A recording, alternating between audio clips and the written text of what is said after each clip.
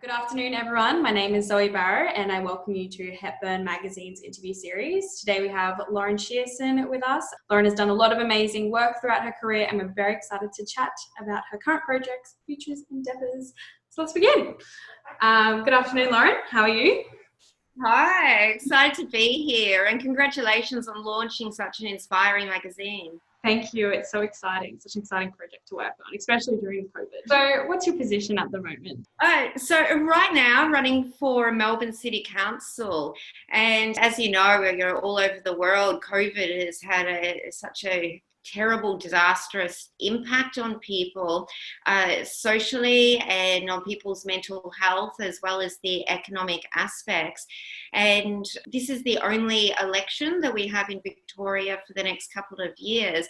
And so I've really looked at it as an opportunity to get mental health on the agenda and get entrepreneurship and really focus on social connectedness and generating local business activity. Yes, that's super important, especially down in Melbourne at the moment.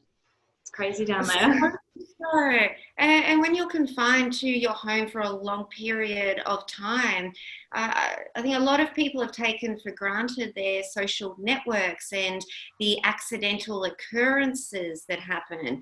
Yes, that's super important. What do you actually think of like the political climate at the moment in Melbourne?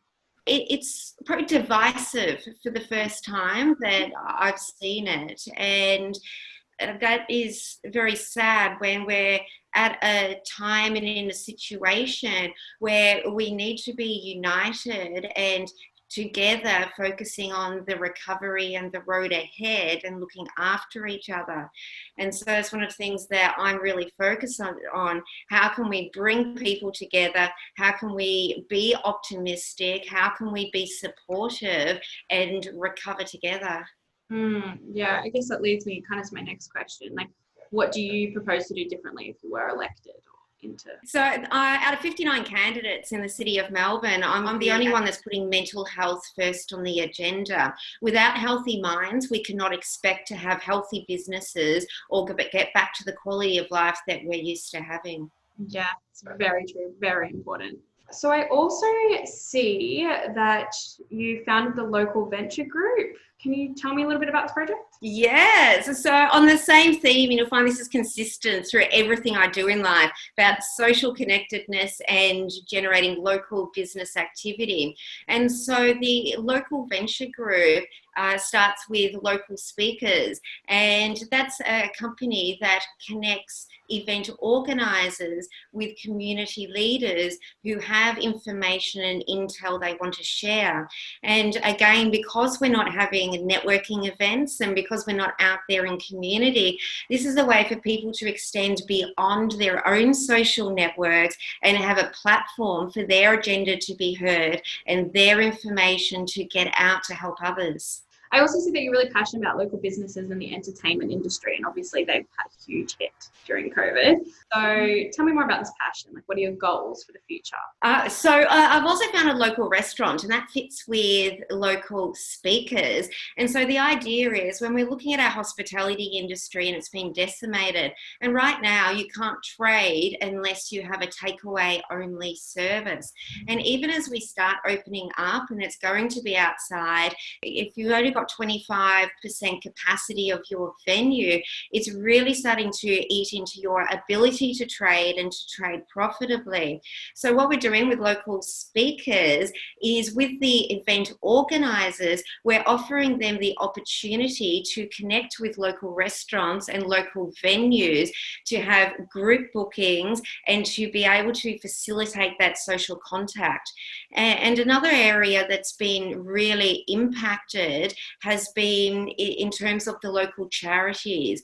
And so local restaurant has also been designed not only to generate more revenue for the restaurants themselves, but it's also a meal raising platform. And we're working with Vinnie's to provide meal tokens for people in need. So with dignity and with compassion, they're able to log into the restaurant and get the tokens, because the groups that are booking their own meals and their own activities and events also have the opportunity to buy an extra meal of their favourite meal for someone in need.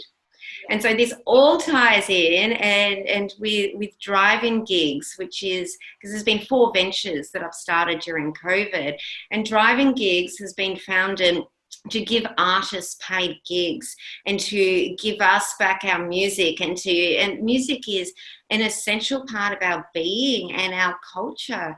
And every major challenge that has occurred in the world, whether it has been a war or it has been an uprising or a shift in how society perceives the world and acts in the world, that is supported from ancient times with music. And right now, with our venues being closed, with our inability to even go to a friend's house, music and the capacity for us to hear the people sing is just fundamental to human nature. And so driving gigs is a COVID safe way of artists being on stage and performing, and for people to safely be in their vehicles and to be part of a live rock music concert. Yeah, it was especially important down in Melbourne, because Melbourne is a cultural hub. You know, when I went exactly. yeah, very, hipster, very music, arts orientated. That's the vibe of Melbourne. So super important. One of the policies I released today was to establish a sister city relationship between Melbourne and Nashville based on their music, their arts, and their culture. And so what I would love to see is these 2 cities from other sides of the world to collaborate and develop new relationships, have new opportunities, and have new projects, and again, to keep the music alive. And we have new stories to tell. And even though we may be on other parts of the world, we can share the innovative ways of delivering live music, such as driving gigs, and we can also share our stories. And by realizing and resonating with people in between Nashville and Melbourne, then it lifts the spirits in a global way that's far beyond our own backyard just here. And again, obviously we can't travel at the moment, so it's another element of connectiveness, like you said, and boost mental health. Very ties it all back in together, which was really nice. Yes. So much so, and we can't board a plane, but we can board the innovation train, and we can share ideas, we can share support, and we can go through things together and be connected. Yeah, no, that's a really, really good idea. So I'll move on to a bit more about you and your thoughts just on the world and about you personally. So one of our first questions is, what is the one change you'd want to bring to this world? Oh, that's such an interesting question, and it has evolved over the years. I'm 41 now, and it has now got to social mobility. And the way that it's changed over the years is that it used to be about giving everybody access to opportunity. And that was my driver in my 20s. And then in my 30s, I realized that that wasn't enough. It wasn't just about having access to opportunity. It was being in a position to be able to seize that opportunity. And I believe in that so wholeheartedly. I went back to uni just over a year ago to do a graduate diploma in psychology so I could learn more about the mental health and the personal aspects. Then as I've been learning about the individual differences we all have and the value that has in life, I've realized that that then leads to social mobility. And so once you've got the access to opportunity, the capacity to be able to seize it, it's not going to get traction and get anywhere unless that social connectedness is present. Yes, which is, again, very important. So obviously you're very passionate about a lot of things. We've heard about the entertainment, we've heard about mental health, but do you have any other underlying passions?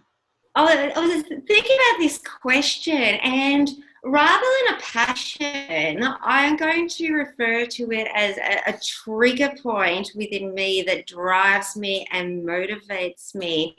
And what that is when people take opportunity away from other people.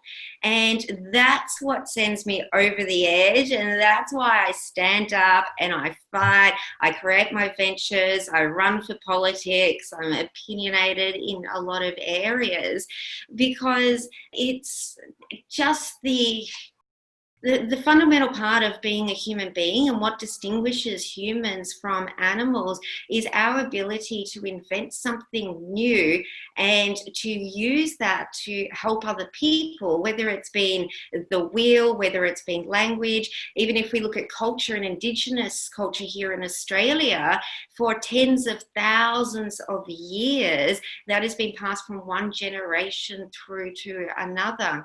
And so I am so passionate about people, again, having the access to the opportunity and being in a position to be able to do something with it.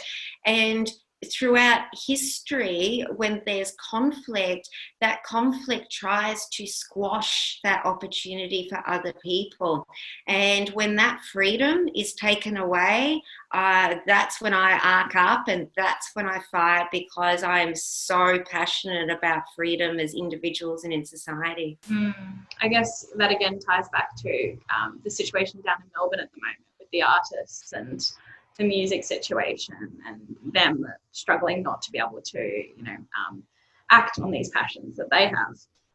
Their way of coping and surviving and their bonding and their mental health comes down to their ability to express themselves and to be heard.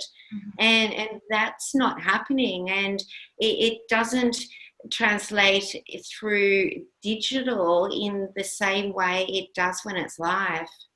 Yes, I agree with that personally. Myself being a young person, I love going live and seeing concerts in person. There's just nothing like the atmosphere.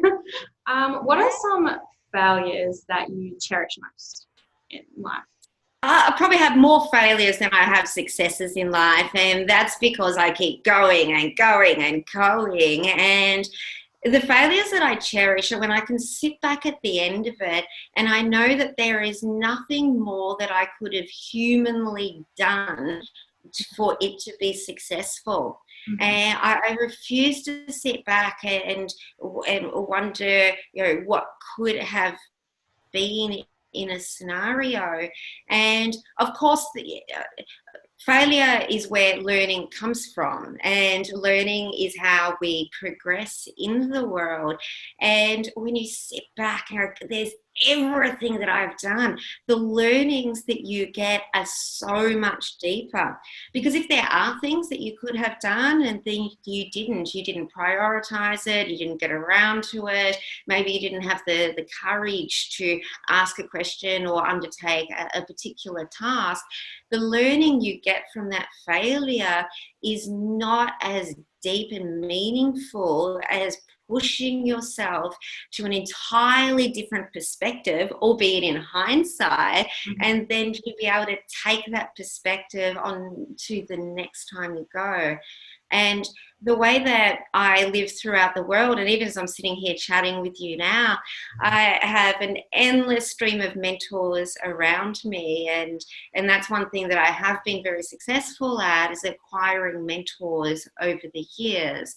And I have their thoughts and their perspective and their words in my head. So it's like a kaleidoscope of hundreds of people in this enormous conversation going on in my head at the same time, so that as I'm sharing or as I'm creating or teaching or doing whatever it is that I'm doing, then it's an amalgamation of the learnings and the feedback from all the people around me beyond myself. Yeah, it's so important to have that group around you that you can collaborate with and learn from and mentor and grow with.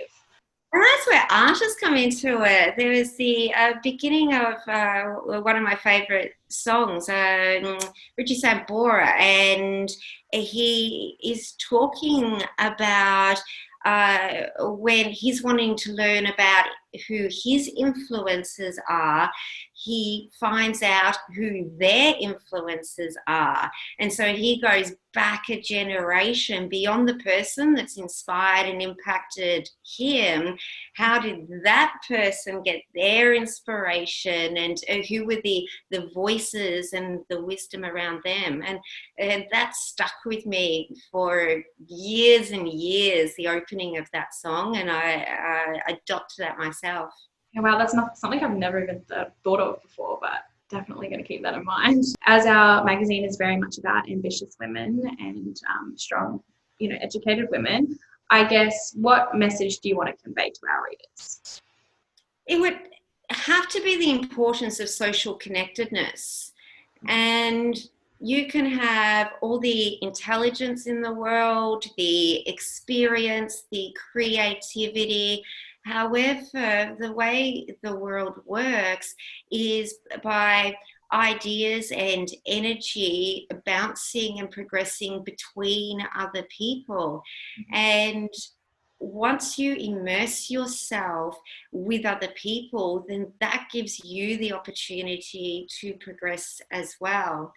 And it's so important to involve and immerse yourself and to give first before you're asking from other people.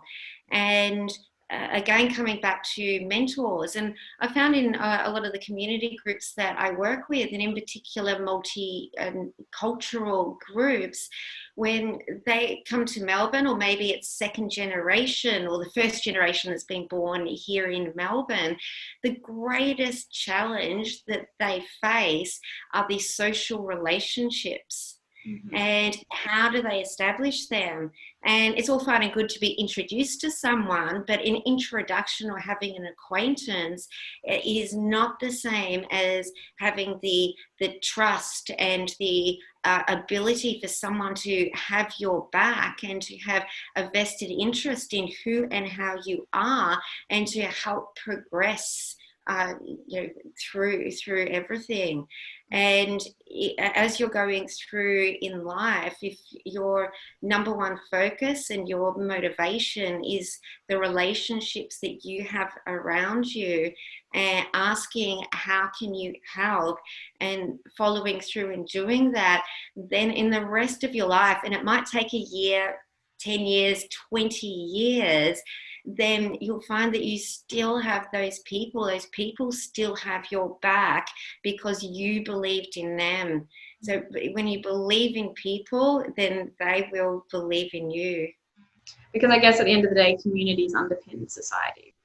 It's since the ancient times, and I love ancient history, and that's one of the areas I'm really passionate about. And if I need a brain break, I'll read about archaeology and I'll watch the documentaries. And I love the rise and fall of empires over eons. And even Atlantis, we don't know if that was a city that really existed or not, but the narrative is still there when we can look at how they rose.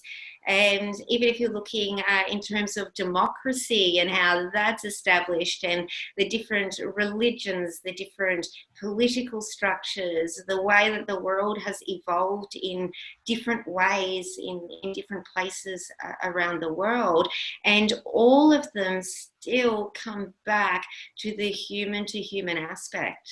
I guess going back then, if you could say one thing to your younger self, maybe around my age, 21, what would you say to them? The value lies in being different. You're different. You've got anxiety. You're quirky. You're like a dog with a bone, and you're going to irritate some people, and you're going to have other people that support you because of that.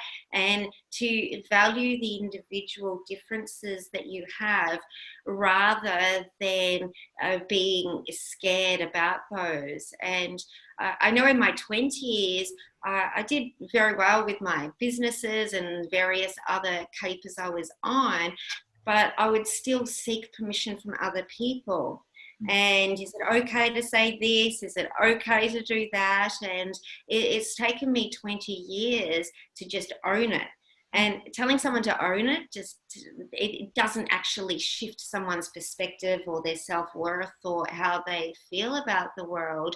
But what does is understanding, it's actually the essence of entrepreneurship. And remember, entrepreneurship is a human behavior of discovering something new and ensuring that the rest of the community has access to what that new thing is.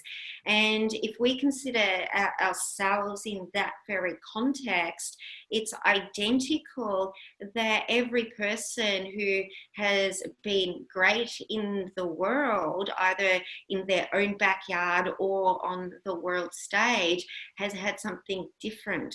And it's that different perspective, the different attitude, and it's what's different that makes people great and be proud of being different. Yeah, I guess one of my biggest quotes that I live by is from adversity comes opportunity. And I guess that kind of ties in nicely. Probably the last question. When in doubt or challenged, what keeps you going? How do you find strength, persevere, and how do you stay motivated? It definitely comes down to the question, what if? Mm-hmm. And what if I left something too late? What if no one said something? What if no one did something? And I can't sit back when I feel privileged because of the mentors that I have had and do have, because of the education that purely by being in Australia that I've had access to, and all of my other experiences. And I do feel a sense of obligation to the people who have invested in me. And again, with all of their voices and their perspectives circulating around, when every time someone communicates to me, they're passing the baton across. And whether that's someone in a community that's got an issue and needs help, or whether it's someone that invented an entire ideology or industry rather than just a business itself, I feel a sense of responsibility to continue that and to not be in a position where I find out the consequences of what happens if no one does anything. Very good point. Is there anything else you'd like to add? I guess in terms of your magazine and inspiring people, then people that I really look up to are the people who have courage in their conviction. And a quote I've had on my email tag for a very long time now comes from Lawrence of Arabia, and he speaks about the dreamers of the day, and with the dreamers of the day being people who act their dreams with open eyes to make it possible. And that is what makes our world progress, and that's what's going to help us recover from COVID, and for our healthy minds, our healthy businesses, for us to have the quality of life that we need and that we want in the world, that we need to be dreamers of the day. Well, thank you very much, Lauren. I feel like I've learned a lot about you, and you've inspired me. And especially all your dreams and ambitions, because I'm very much the same, and I'm sure our readers are too. Thank you very much, and that'll be the end of the interview. Thank you.